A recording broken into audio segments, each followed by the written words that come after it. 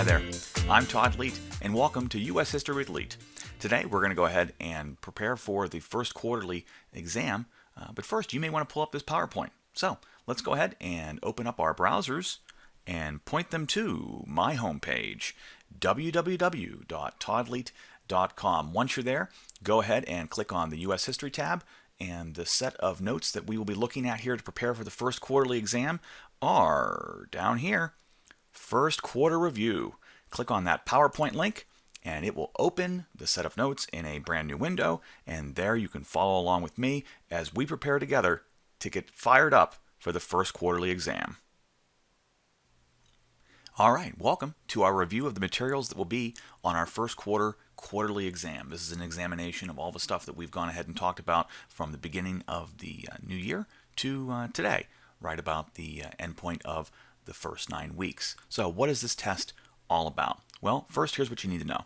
There are 25 multiple choice questions on this exam. There are 2 short answer responses of your choice. So I'll give you 5 different possible short answers. You will pick the 2 that you wish to answer, and this test itself will make up 15% of your 9 weeks grade. Not necessarily what I prefer, but those are the school's rules. So however you perform on this test will make up 15% of your overall 9 weeks grade for this class. And the test itself is scheduled to take 40 minutes, and that's all the time that you will have. I've been ordered to take the test away from you if you do not finish within 40 minutes, whether you've got 4 questions left, 1 question left, or half of the test left. So you need to make sure you're working diligently. The key to making sure that you're prepared to do well on this test is preparation. And so that'll make sure that you're moving quickly through the questions because you'll be confident in knowing what the answers are, and it'll make sure that you take care of your business and that you get yourself a good grade that you deserve on this exam and for the 9 weeks. So let's get into some of the topics that you can find and expect to see on this test.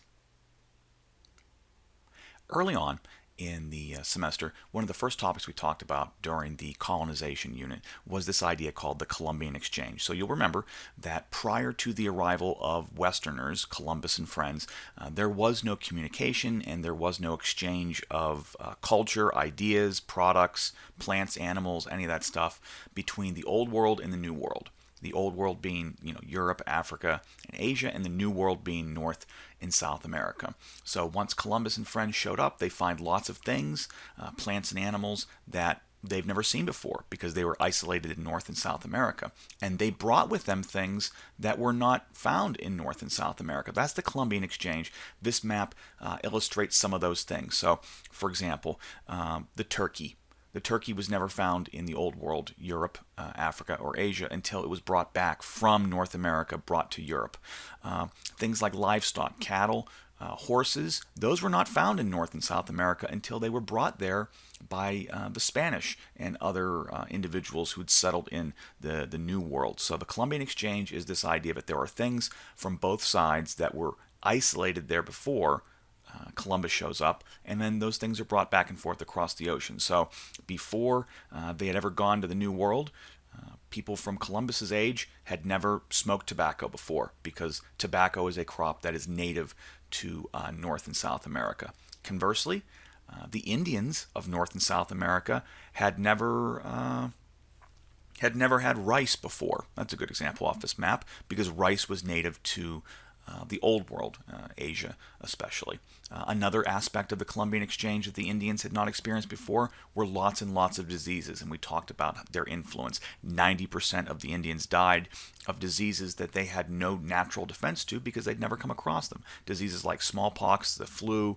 typhus, measles, malaria, the common cold, whooping cough, many diseases that today you don't even get because we've got vaccines for.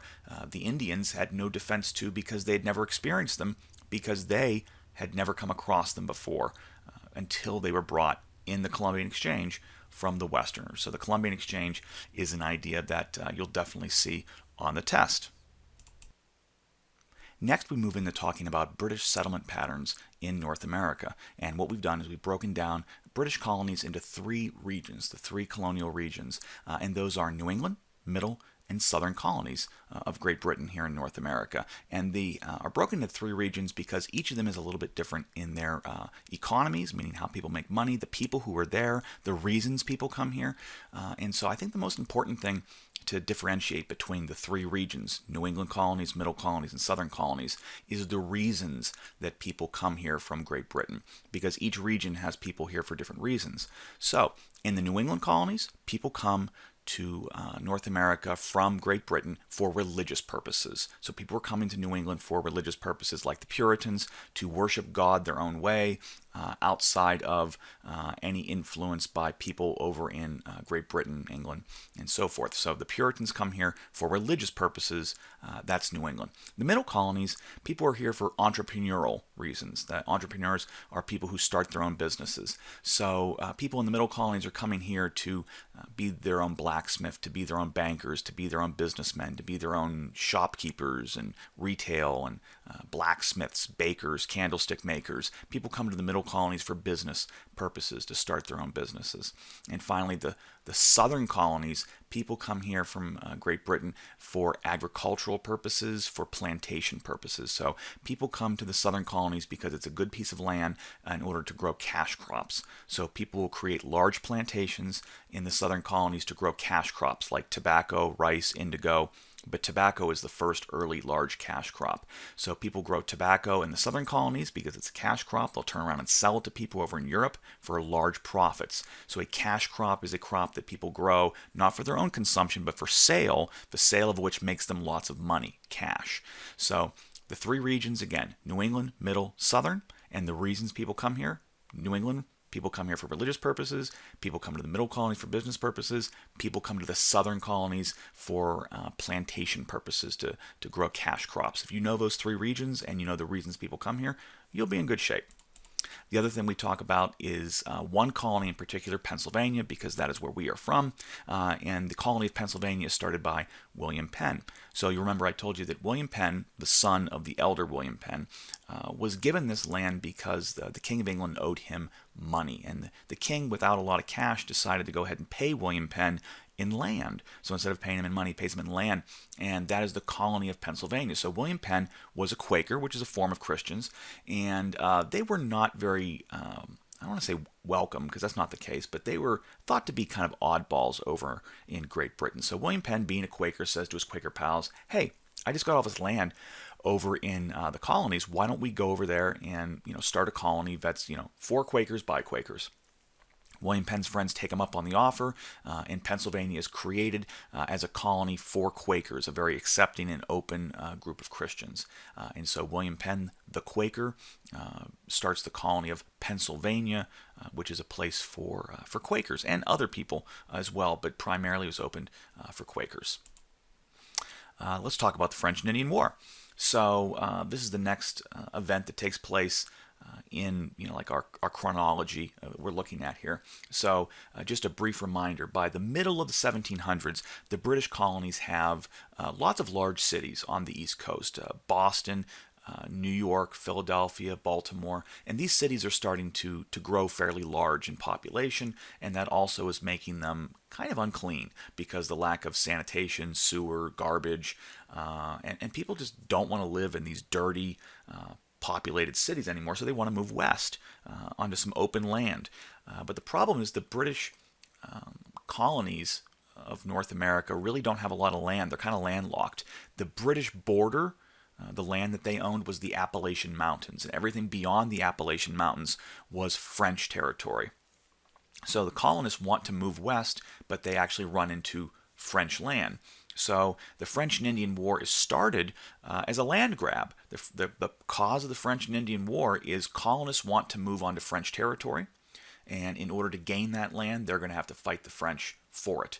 We call it the French and Indian War because the war is fought between the French and their Indian friends versus the British and the British colonists. So the French and Indian War is the British colonists and the country of Great Britain as one versus the country of France, who owns the territory, and their Indian friends who live there.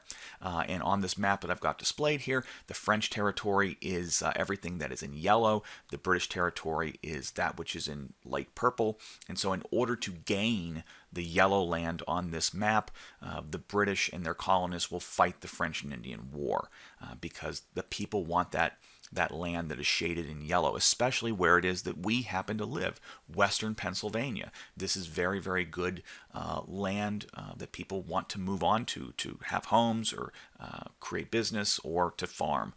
So this, western Pennsylvania, or the Ohio River Valley, as some people refer to it, this is the piece of land that the British colonists want most. And in order to get it, they are going to fight the French and their Indian allies in the French and Indian War. The results of the French and Indian War are the British and their colonists defeat the French and their Indian allies in the French and Indian War. So the British are going to win, and there are three big results of this British victory versus the French in the French and Indian War. First, France has to give up territory here in North America, and so they lose all of Canada. If you take a look at the two maps I have here, on the left is everything before the war, on the right is the results after the war. So you'll notice that the British gain that French territory. The French had been yellow on the map on the left, and on the right you can barely find any yellow at all except for the little island of Haiti down in the Caribbean, and that's because the British get that land. The French lose control of Canada. Next, Great Britain also gets France's property in what we would call like the Midwest, the land that is between the Appalachian Mountains and the Mississippi River. So what is today western Pennsylvania, Ohio, states that are today like Kentucky and Tennessee, Indiana, Illinois, everything from the Appalachian Mountains to the Mississippi River, that used to be French, and now you'll see on the right-hand map that that is now British territory. And the third result is the British racked up a huge debt in order to pay for this war. They did not have the cash on hand to pay for soldiers and boats and weapons and all that fun stuff. So in order to do so, they borrowed money from people and other countries in order to fight this war, which they win. However, after the war is over, that money is going to have to be paid back. And that leads us to something that happens after the French and Indian War, that is the Proclamation of 1763. So the land that is in this map that is green, that's the land that the British gain from the French after the French and Indian War. And that's the land that colonists want to move on to. However, it is still being populated by the Indians that were former allies with the French. So the Indians are living on that land, and the colonists start moving there, and naturally they start fighting with each other.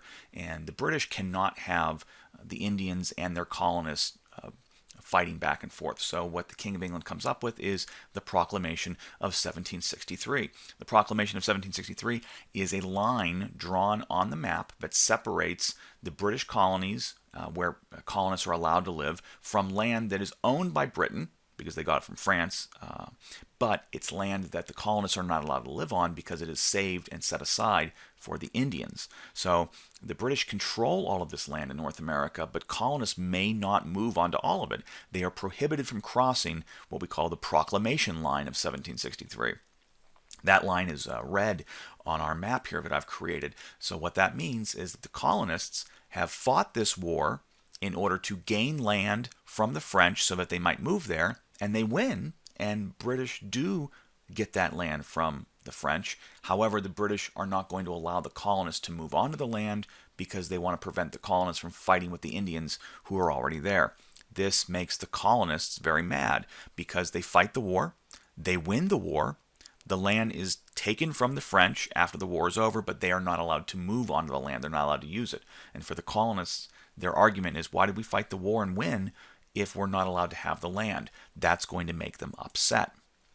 The other thing that makes them upset is what the British do to pay for the war. So again, I mentioned that the French and Indian War was incredibly expensive for the British. This more than doubled their national debt. So when the war is over, they have to pay back the people and countries that they had borrowed cash from to fight the French and Indian War. And the British decide that the most effective way of making this money back is to tax the colonists. So make the colonists pay taxes, which will then be used to pay for the French and Indian War.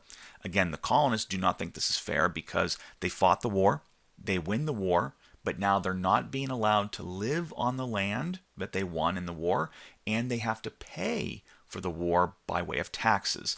This, again, upsets the colonists. And so there are several taxes, not all of which, but there are several that we talk about in class. The Sugar Act on molasses, the Stamp Act on paper, the Townshend Acts, which is a series of 5 different taxes. These are all different taxes that the British come up with in order to make the colonists pay for the French and Indian War. And again, that makes the colonists mad because they don't believe it's fair that they can win the war and get the land, but they're not allowed to live on the land, and they have to pay taxes to pay for the war from which they get no benefit.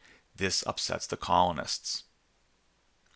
The colonists, again, don't believe that these taxes are fair, so they begin to protest Great Britain's taxes upon the colonies in several different ways, but they're not all successful protests. So there are basically four things that the colonists do in order to show Great Britain that they're not pleased with these taxes. And again, they're not all very successful. In fact, there's really only one method that is successful. So one thing that they would do is destroy British property in rioting. So things like the Boston Tea Party, taking that British tea and dumping it in the harbor rather than paying taxes on it. That destruction of property, rioting, burning down British properties like buildings.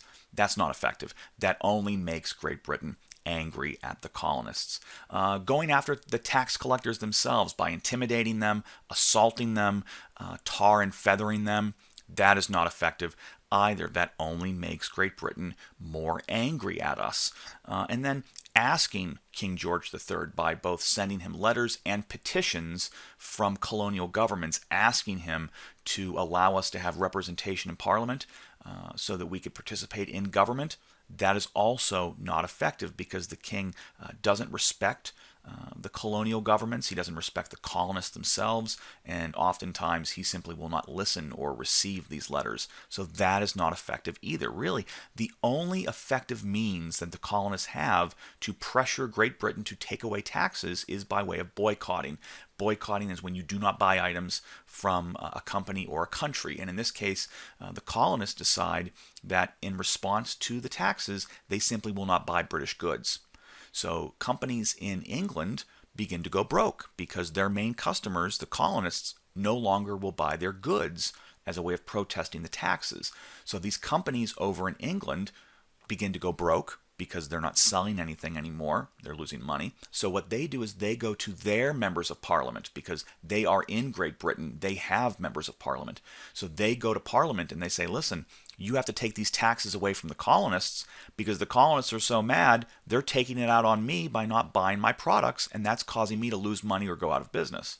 So the Parliament listens to their businesses in Great Britain and takes taxes away. That boycotting is really the only effective means that the colonists have to protest the taxes that the British have levied on the colonies. The biggest argument that the colonists have is that in these taxes, it is taxation without representation. And what does that mean? So taxes in Great Britain are not created by the king. The king, George III, doesn't just think up taxes on his own. He can support them or not go with them, but the taxes are created by Parliament. That is the British government. It's similar to our Congress. So people in Great Britain vote for members of Parliament. If you live in the town of London, you get a member of Parliament. If you live in Liverpool, you get a member of Parliament. If you live in Great Britain, you vote for Parliament. Those Parliament members, they are the ones who vote on taxes. And so they are the ones who had decided to lay all these taxes upon the colonists, like the Stamp Act, the Sugar Act, all the Townshend Acts. They were the ones who came up with those taxes and voted for them. However, the colonies, while we are part of Great Britain, do not have any representation in Parliament. So when they debate and vote on things like the Stamp Act or the Townshend Acts, so that we'll have to pay additional taxes on things like, tea or paper or glass, paint, lead, so on and so forth, there's no one in Parliament, there's no one in the room who stands up for the colonists and says, no, this is not a good idea, don't do this to the colonists. There's no one to vote against it for us. And so they say, does anyone have a problem with this? And of course, because no one represents us, no one stops these taxes from happening.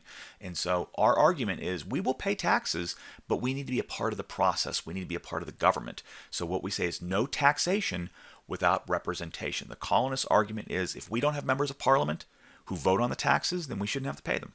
No taxation without representation. That is the policy of the colonies.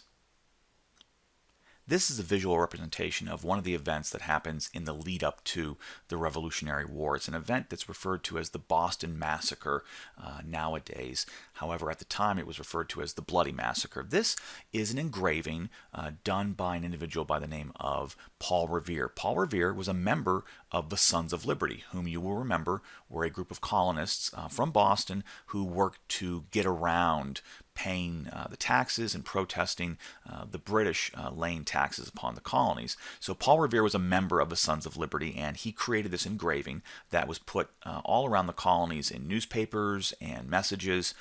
And it doesn't tell the whole story of what happened the night of the Boston Massacre, but instead kind of depicts a one-sided version of events.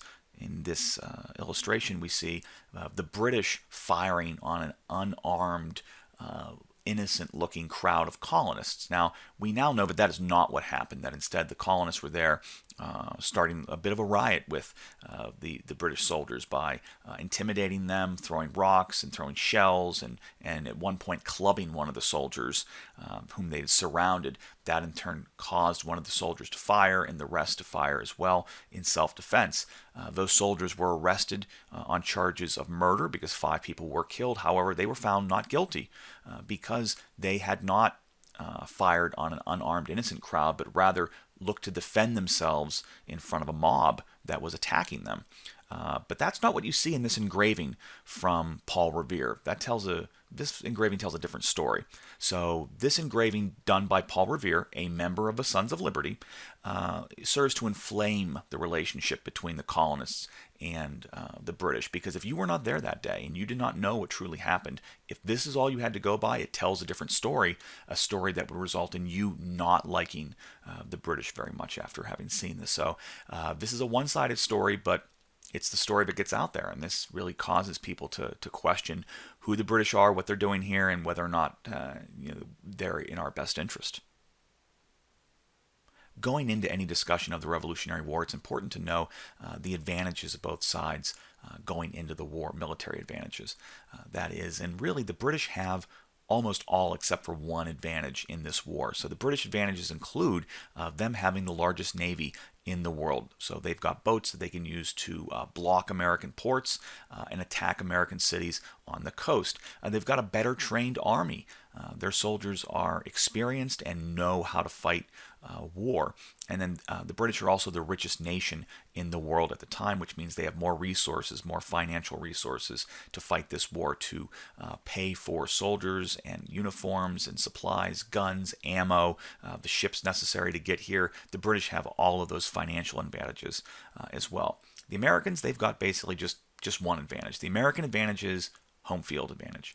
The Americans have home field advantage, which means they are fighting on their own turf. So this is their own territory, so they know the area well, and they're fighting for their homes. And they're also fighting for their independence, so they've got a reason to win. If you believe that America should be an independent country, then you need to fight and win this war, so you're going to be fighting very, very hard.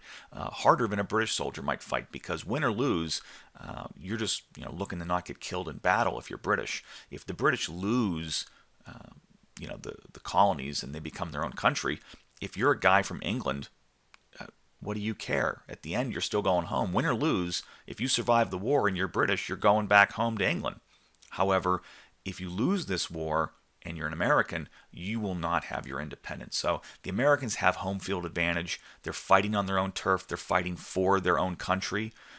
The British, though, don't have that advantage. So the British have other advantages, navy, army, money, but the American advantage is home field. The American advantage is they're fighting for their own country and for their own independence, and that's important. That really closes a lot of the gaps.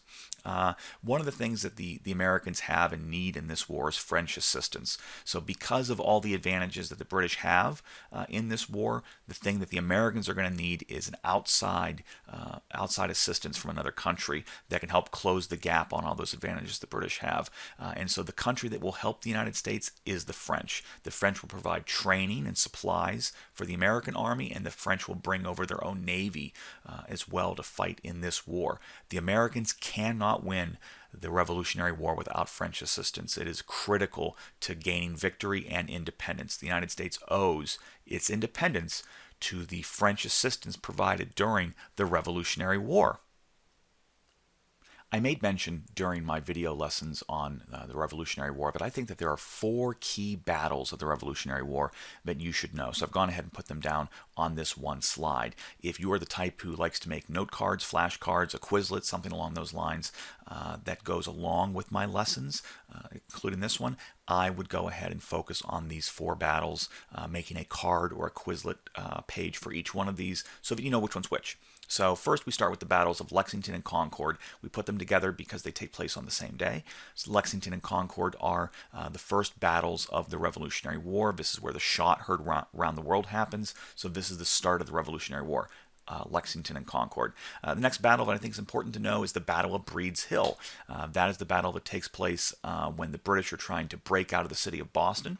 And because of the number of injuries and death from this battle, the British decide to take their gloves off and not talk to or negotiate with the colonies any further. So this is the point of no return upon which war is definitely happening. There is no going back to being colonists. We're either in it to win it, or we're going to be in deep trouble. So Battle of Breed's Hill is the point of no return.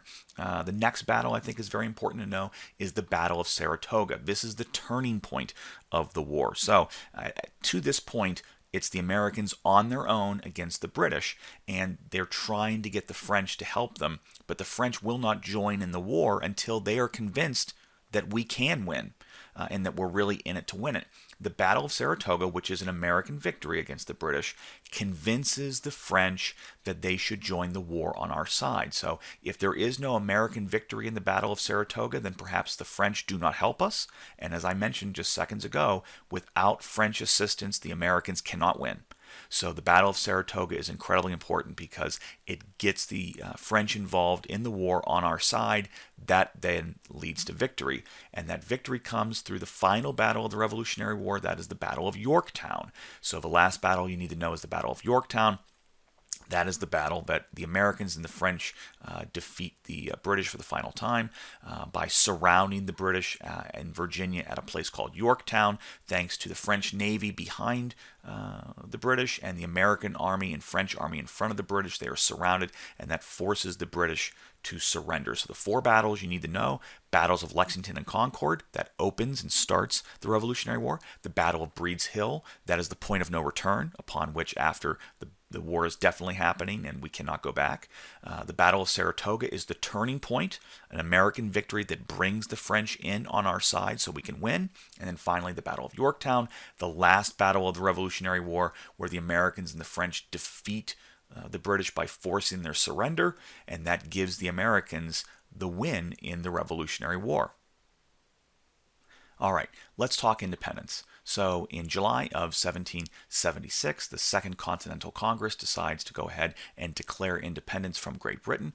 In order to do so, they're going to need a document created that explains to both other colonists and the world, including Great Britain, why they are doing just that. And so they're going to need a Declaration of Independence. And this document will be written by Thomas Jefferson of Virginia. So Jefferson is a brilliant writer, and he is inspired by the works of a political philosopher by the name of John Locke. So when Thomas Jefferson writes the Declaration of Independence, there are 3 big ideas that you need to take away from the Declaration of Independence. And these are ideas that Jefferson bakes in, and we still kind of follow these ideas today. So 1, the idea that all men are created equal and they are given inalienable, that means rights that cannot be taken away, inalienable natural rights by God. So these are the rights that you were born with as a human being, and it doesn't matter where you are, whether you are in America, you're in Canada, you're in Great Britain, or you're in China or Egypt or Turkey. It doesn't matter where you are. These are rights that human beings have. That's the first idea. Those rights are life, liberty, pursuit of happiness. You have a right to live, you have a right to believe what you want, say what you want, and you have a right to live your life the way you want it. Those are your natural rights. All men are created equal, and they have these rights. The second idea is that men create governments to protect those rights. so that people do not abuse them or take them away from you. So governments are created to protect your natural rights, your right to life, liberty, and your pursuit of happiness. If people should try and curtail your rights, meaning stop you from believing what you do, or stop you from believing whatever God you might believe in, or stop you from saying what you want. People could stop you from performing whatever job or task you want in life, or just harming you physically. Government's job is to stop that from happening. So, point one, all men are created equal and have rights given to them by God. Those rights are life, liberty, and the pursuit of happiness. Idea two, we create governments to protect our rights so that I do not stop you from living your life the way you want, and you cannot stop me from living my life. That's what governments do, is step in and stop that from happening. And point three is, if or when a government no longer does that, if a government allows other people to abuse you or to take away your natural rights, or if the government is the body that is abusing you or taking away your rights, because we created the government, we have the right to change that government or destroy it and create a new one. These are incredibly important ideas. It explains why we are going to fight the Revolutionary War and declare our independence, because we believe that the British are no longer protecting those rights.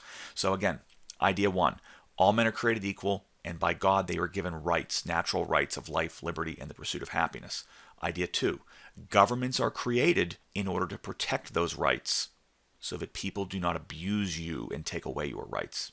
And idea three, if governments don't do their job and protect you, then you can either change that government or you can destroy the government and create a new one. And that is exactly what the colonists plan to do, which is destroy the government that they have in place, their tie to Great Britain, and create a new one. Those are the three main ideas of the Declaration of Independence.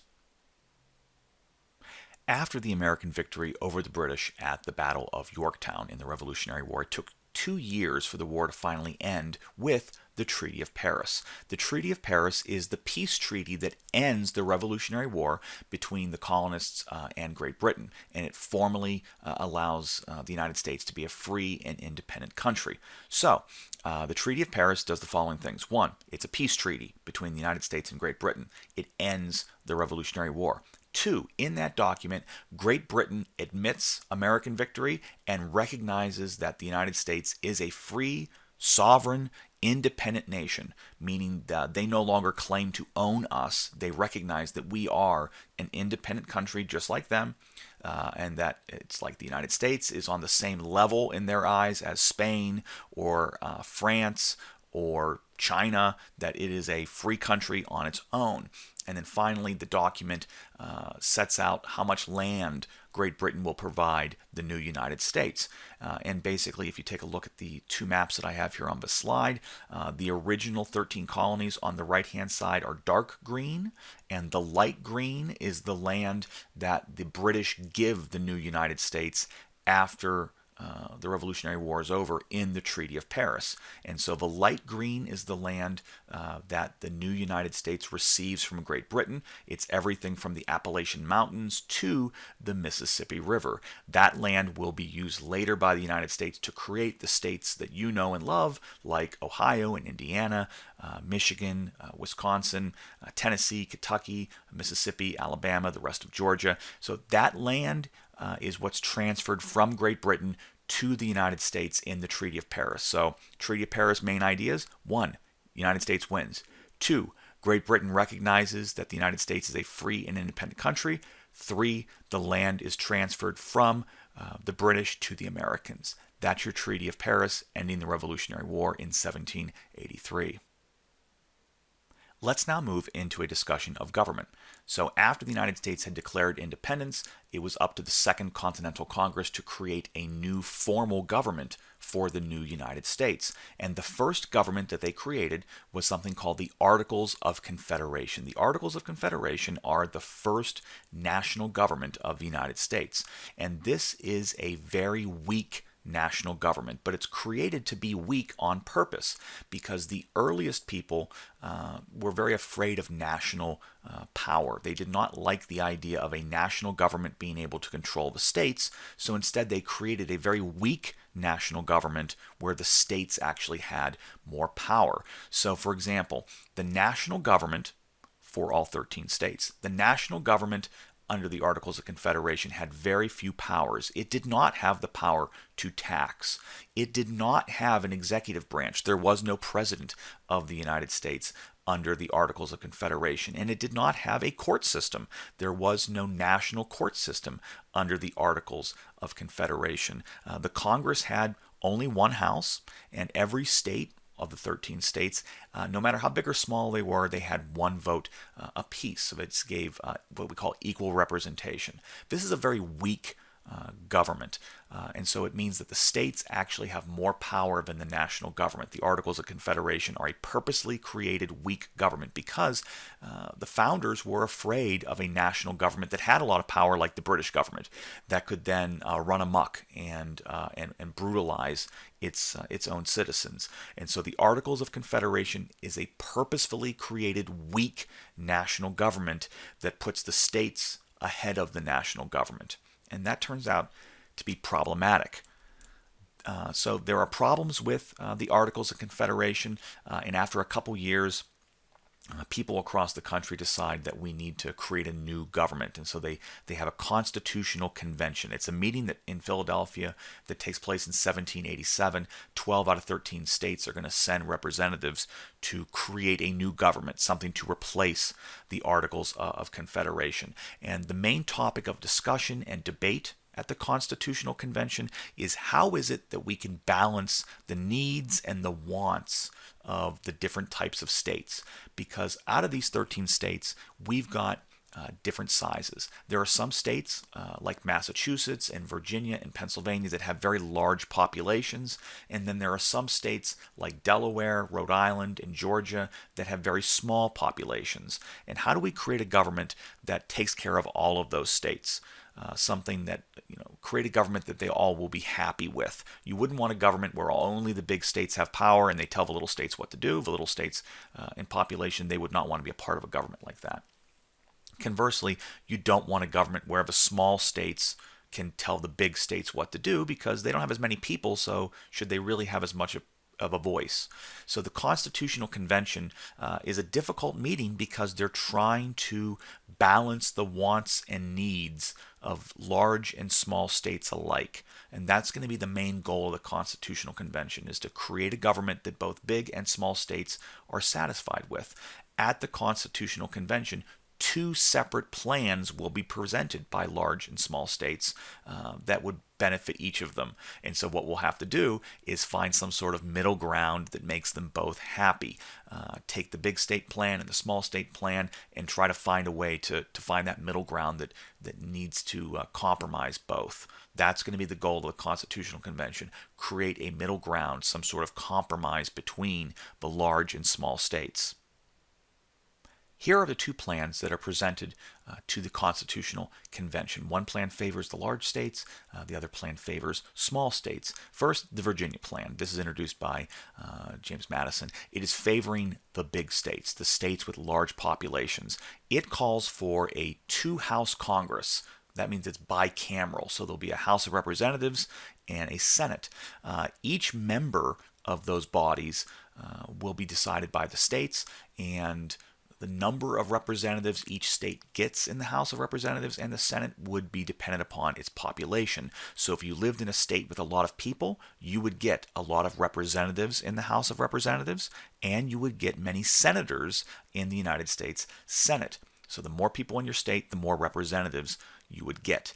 This Virginia plan favors the big states. So big states would have the most representatives. The more representatives you have, the greater your chance is of winning votes in the House and the Senate. So that plan favors the big states. The other plan is called the New Jersey plan. This is developed by an individual by the name of William Patterson. The New Jersey plan favors small states.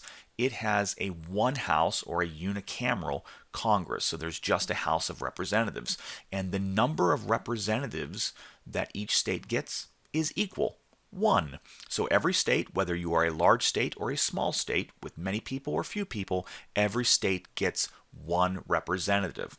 So what this means is small states have an advantage because no matter how large or small your state is, you get one representative. So Georgia, with very few people, would get one representative, just like a state like Virginia or Massachusetts with many people. That gives them just as much power as Virginia or Massachusetts. That is good for small states. So New Jersey plan favors small states. The Virginia plan favors the big states. Neither side will vote for the other. Big states don't like the New Jersey plan. Small states don't like the Virginia plan. So what we're going to have to do is come up with some sort of compromise, some sort of plan that merges both of these together and is agreeable to both sides. And that is what the Great Compromise is. The Great Compromise is taking the Virginia and taking the New Jersey plan and creating one that both sides can agree with. The Great Compromise, created by an individual named Roger Sherman, is also called the Connecticut Plan. So the Great Compromise, also known as the Connecticut Plan, blends ideas from both the Virginia and the New Jersey plan. And because of this, it's agreeable to both sides. So from the Virginia plan, which is good for big states, we get the idea of a two-house Congress, so it's bicameral. However, only the House of Representatives will be decided by population. So in the House of Representatives, if your state has a lot of people living in it, you'll get a lot of representatives. So that'll allow the big states to control the House of Representatives. However, from the New Jersey plan, we'll borrow the idea of equal representation. So the other side will be the Senate of the United States. In the Senate, your state will get the same number of representatives as every other, which in this case is 2.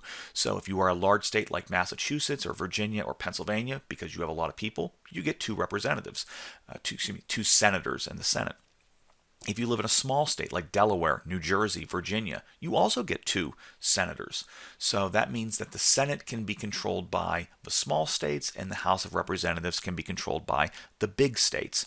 And for a bill to become a law, that means you want to come up with some legislation, say a tax or something that both sides have to agree with, you have to pass both the House and the Senate. So if the House is controlled by the big states, because there's lots of representatives from big states, and if the Senate is controlled by the small states, because there's just as many as there are large and small, then that means any law that has to be created has to be agreeable to both sides. That's the brilliance of the Great Compromise. So big states control the House of Representatives because it's controlled by population. Small states control the Senate because it's controlled by equal representation, 2 apiece.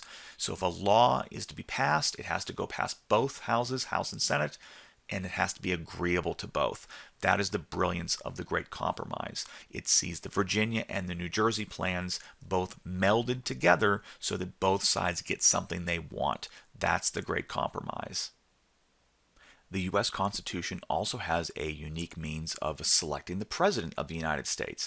The President of the United States is picked according to what's called the Electoral College. So in the United States, we do not simply have a vote, add up the votes, and whoever has the most votes becomes the president. No, our system is a little bit more complicated than that. So what happens is each state is assigned a number of electoral votes. The number of votes your state gets equals the number of representatives in the House and the Senate that they have. So for example, if we look at the map here and we choose the state of Texas. Texas has 38 electoral votes. So what that means is that there are 2 senators from Texas and there are 36 members in the House of Representatives. 36 plus 2 is 38. So in Texas, on election day, they have an election, and Texans go and they vote for who they want to be president. And then whoever wins the election in Texas that day gets 38 electoral votes. If you add up all the votes on the map, it's 538 available.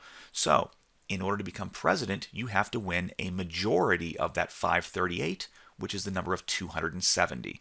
So if you win Texas, you get 38 electoral votes. 38 is on your way to 270. So we have an election in every state, and you add up the electoral votes that each candidate gets, and the first candidate to get 270 or more becomes the President of the United States. So this is a unique way of electing a president. It's called the Electoral College. No other country in the world does it, but that is how we pick our president. Another part of the Constitution that is a little bit unique is a compromise that had to be made in order to get the southern states in order to join in on the Constitution. And that was a compromise called the 3/5 Compromise. So after it was decided that representation in the House of Representatives would be decided by population, the southern states wanted to have more representatives because the more representatives you have, the more powerful your state will be in the House. So what the southern states say is that they should count their slaves as part of their total population so that they have a larger population and can get more reps. Northerners did not think this was very fair because slaves in the South are not citizens. They don't have rights, they can't vote, they don't pay taxes, they're not treated as people, they're treated as property, no different than a horse or a barn or a plow. And so Northerners say if you want to have slaves, then you shouldn't be able to count them as citizens because you don't treat them as people.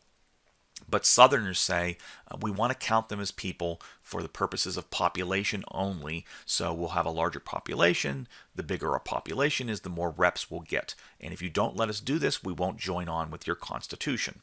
So the 3/5 Compromise is reached. The 3/5 Compromise says that Southern states that have slavery may count only 3/5 or 60% of their slaves toward their total population that's used to figure out how many representatives they get.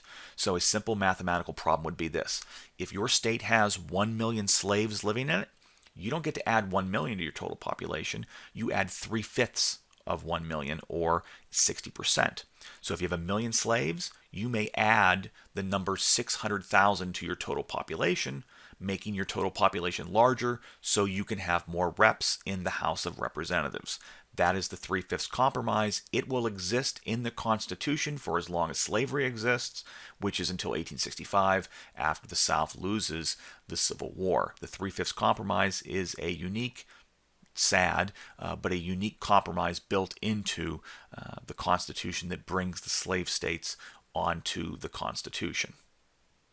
The most important and unique feature of the U.S. Constitution that makes it a very special document is its creation of 3 separate but equal branches of government, and those branches' ability to check and balance each other. Checks and balances is this idea that because we create 3 branches that are each supposed to be just as powerful and important as the other, they can keep the other 2 from becoming too powerful by checking their influence. That means stopping them from doing certain tasks so that no one side becomes too powerful. So let's start with the 3 branches themselves. There are 3 branches to the U.S. government under the Constitution. First is the executive. That's the presidency. The president executes laws, meaning takes laws and makes them happen. The second branch is the legislative. That is the Congress. They are the ones that create the laws. And then finally, the third branch of government is the judicial or the court system. They make judgments as to whether or not the laws or the things that the president does are legal and constitutional, meaning they go with the Constitution, not against it. Each of these 3 branches, executive, legislative, and judicial, is supposed to be just as powerful and important as the other 2. And so in order to make sure that no one branch of government has too much power, the other 2 are able to limit that power or stop them from doing things or check them. So, examples include the following.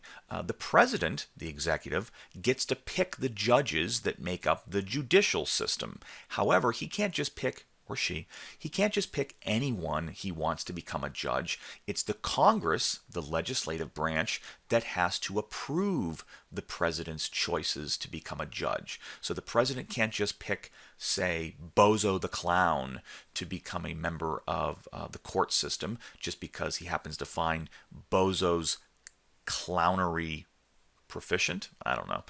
He has to pick people who are good judges, good lawyers, smart individuals. If the president picks someone who is not qualified to be a judge, then the Congress will stop the president's choice and not approve that judge to join the court system. So that's one check that the president has over the judicial system by picking the judges, but the other check is the legislative can stop the president from picking people to be judges that are not qualified. that's a check right there. The other check that I can think of that is a good example is Congress creates the laws, but they cannot become law unless the president agrees to them. So if the president vetoes a bill, then that means that it does not become a law. So that is a check that the executive has over top of the legislative. So again, checks and balances are the things that each branch can do to the other to stop them from doing things that would be wrong or that would be taking too much power from the other two. That's unique. Not many governments in the world have this division of power, the separation of power, and checks and balances. That's something that's very unique to the U.S. Constitution. The Constitution itself is a much more powerful government than the one it replaced in the Articles of Confederation. There are differences between the two governments, and probably the most important difference between the Articles of Confederation and the U.S. Constitution is that the U.S. Constitution is a much more powerful central government than the Articles of Confederation. The Articles were purposely created to be weak, and the Constitution rather was created purposefully to be strong. The Articles of Confederation had many weaknesses, including the inability to tax anyone. It had no president. It had no court system. It was supposed to be a weak national government where the states had more power than the national government. The Constitution, though, is created to be strong and to have more power than the states. It has more power than it did under the Articles of Confederation, and now the national government has more power under the Constitution. So that's the difference, basically, is centralized national power. Under the Articles, the national government was weak. Under the Constitution, the national government is strong. All right, that'll do it for this review of the materials that you'll find on the first quarter exam. I want to thank you very much for watching. Again, take a look at my website, www.toddleet.com. There you'll find all of the notes from this entire semester so far, so that you can go back and check out anything I've taught that you happen to have missed or perhaps didn't get the first time through. Check out those notes and PowerPoints as well. I want to wish you good luck on the exam. If you put your work into it, you take care of the worksheets, you watch the videos, and you've gone ahead and asked me any questions that you can think of either in class or by shooting me a message via email, you'll be well prepared to take this test. If there's anything I can do for you, please do get in touch with me. But until next time, this is Todd Leet for U.S. History with Leet, and I just want to say thanks. I'll see you next time.